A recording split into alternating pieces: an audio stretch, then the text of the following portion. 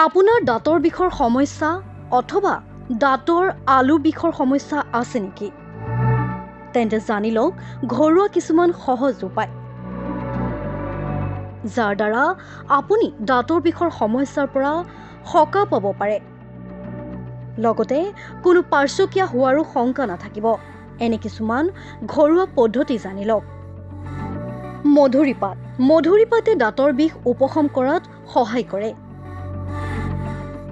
ইয়াৰ বাবে সতেজ মধুৰি পাত ধুই লৈ দাঁতেৰে ভালদৰে চুবাওক। দিনত ২-৩ বাৰ এনে কৰিলে আপুনি দাঁতৰ বিষৰ পৰা বহু পৰিমাণে সকাহ লাভ কৰিব পাৰিব। পিঁয়াজ। দাঁতৰ বিষ হ'লে বিষৰ উপশম কৰিবলৈ আপুনি পিঁয়াজ ব্যৱহাৰ কৰিব পাৰে। ইয়াৰ বাবে পিঁয়াজৰ টুকুৰা এটা লওক আৰু দাঁতেৰে ভালদৰে চুবাওক।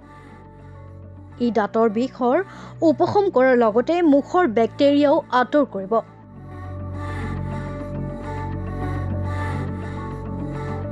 লং। লঙে দাঁতৰ বিষ উপশম কৰিবলৈ যথেষ্ট সহায় কৰে।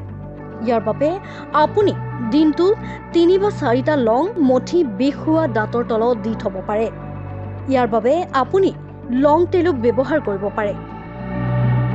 এনেদৰে আপুনি যদি দিনটোত ৩ বাৰ কৰে তেন্তে আপোনাৰ দাঁতৰ বিষৰ অথবা আলু ফুলা উপশম হ'ব।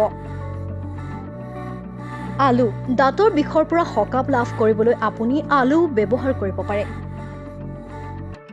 আলুৰ বাকলি গুচাই টুকুৰা টুকুৰকৈ কাটি লওক। ইয়াক ১৫ মিনিটৰ বাবে বিষ হৈ থকা দাঁতৰ তলত ৰাখি থওক। চাব আপুনি বহু পৰিমাণে সকাহ লাভ কৰিব। যেতিয়া দাঁতৰ বিষ হয় আপুনি নহৰু ল'ব। ২টা নহৰু বাকলি পেলাই দিয়ক আৰু ইয়াক দাঁতেৰে চুবাওক, বিশেষকৈ বিষ হৈ থকা দাঁতেৰে। এনে কৰিলে আপুনি বিষৰ পৰা বহু পৰিমাণে মুক্তি পাব। নহৰু দাঁতৰ বিষৰ বাবে খুবেই ভাল।